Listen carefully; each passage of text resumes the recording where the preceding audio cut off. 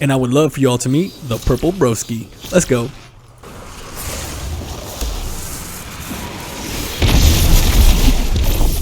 Yo, what up, Native Raider here, and in today's video, I am still rocking the gold shader. I got Callous Treasured on to support the awareness of cancer. Let me know what gold shader you're wearing down in the comments below. But today is all about taking Void into Kingsfall. If you haven't seen my other two, I got Arc and Solar builds for Kingsfall, so check them out. The link will be in the top right of your screen. This is to complete the trifecta. If you want that Kingslayer title, you gotta do all three. So without further ado, let's get it. Even when you feel low, you can still go. Even when you feel slow, you can still go. Even when there's no hope, you can still go. I never answer to no, man. Alright, so here we go. This is the Purple Broski, and I'm going to show you everything that there is to this build. Mods, weapons, aspects, fragments, abilities, the entire works. I will pause it here and there and show you gameplay footage from a lost sector to show you how they synergize together, and then we'll end it with some action from Kingsfall. And in the subclass, we're going to be running the following.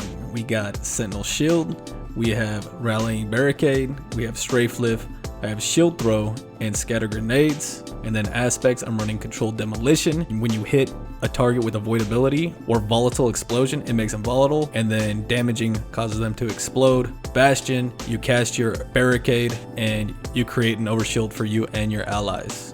And now dropping down to fragments, we got Echo of Expulsion, where your Void ability Final Blows causes your target to explode, plus 10 intellect.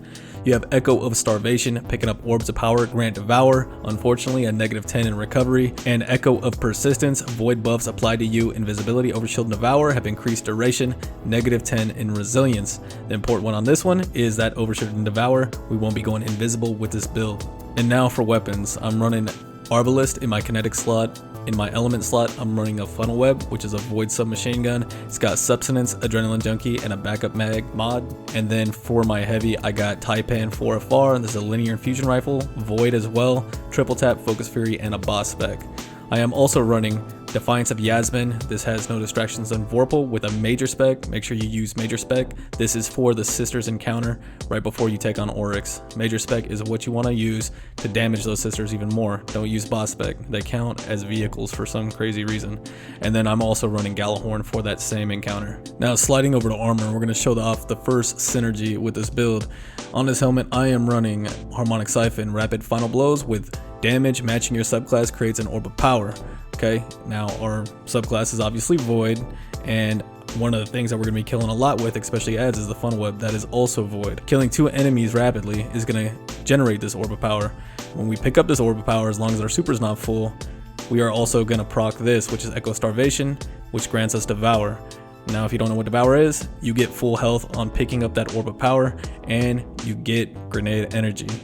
Doing this again, kill 2 more adds, it'll drop another Orb of Power, and it'll extend Devour. This also links in with this one as well, another synergy, like a 4th synergy in just one mod, which is the Echo Persistence that grant us extended Devour. So it'll be jumped up from, I believe, 8 or 7 at base to 15. Here's some gameplay to show it off.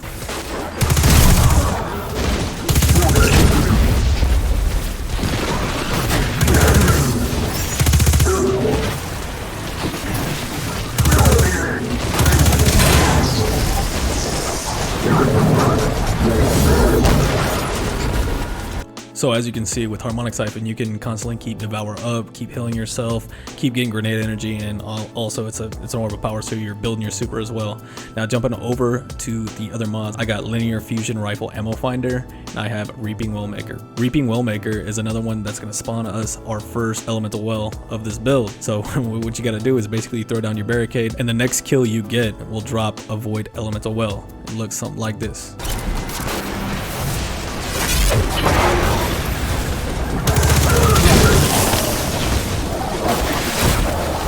So as you can see with Reaping Wellmaker, it's pretty nice. You drop your shield, you're guaranteed to get a Void Elemental Well on your next kill.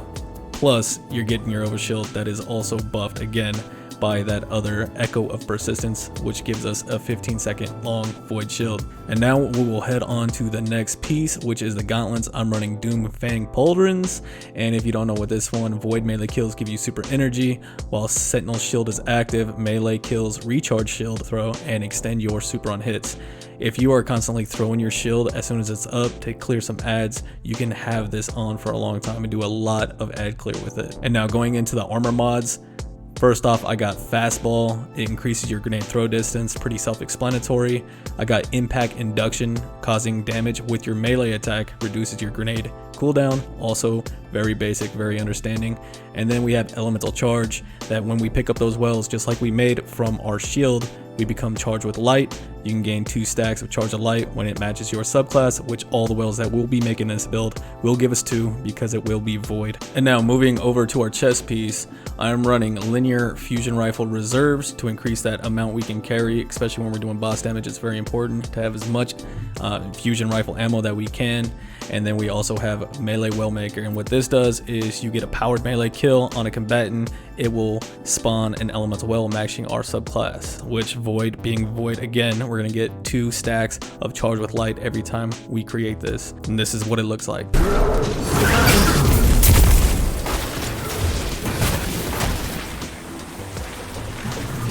Now moving on to legs, we have another good synergy here, and first off we'll do linear fusion rifle scavenger, which will give us bonus reserves every time we pick up another purple brick.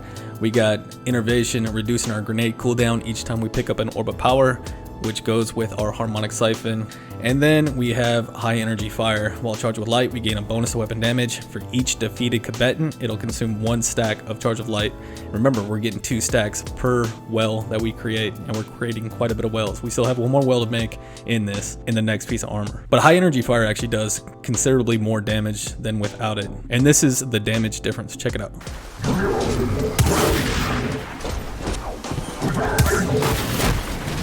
And now finally we'll get to our final piece, which is our mark. And now the mark has a couple more synergies into it. We're starting with bomber, reducing your grenade cooldown when using your class ability. We'll be using our class ability a lot because that's what's going to activate our reaping wellmaker. That'll give us another void and so on and so forth with all the chain reactions that happen with that. And then we have healthy finisher. This is more of a just in case you're getting low, maybe your void over shield is gone, you are hurting, you can go ahead and do a finisher. Requires 1/10 of your super energy, but it does heal you substantially. And it looks something like this.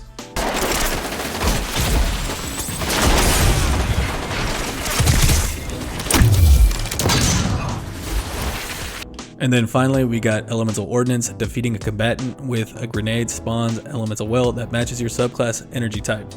I don't think we have to go into too much of how much that chains everything else within this build. I've showed you with all the other ones with Reaping Wellmaker and as well with Melee Wellmaker, but this is exactly what it looks like, especially with the scatter grenade we're using. Check it out.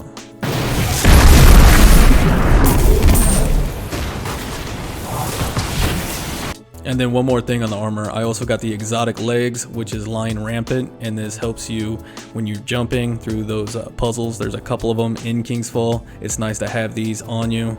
You're only going to need them for those certain puzzles, those jumping puzzles. Other than that, keep your regular legs equipped with the mods that we have on it. Don't forget to also have some legendary gauntlets that you can swap out so you can equip the lying rampant.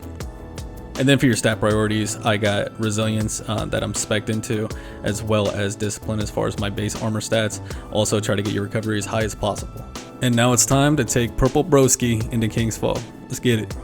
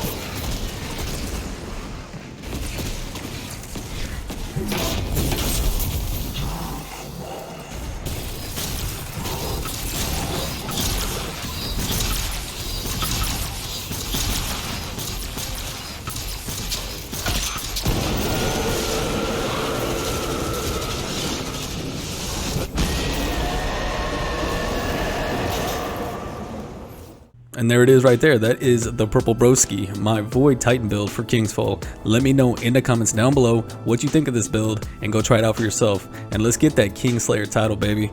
And as always, stay Titan strong all day long. And if you did enjoy that video, please hammer strike that like, shoot that sub, and I'll see you on the next one. Peace.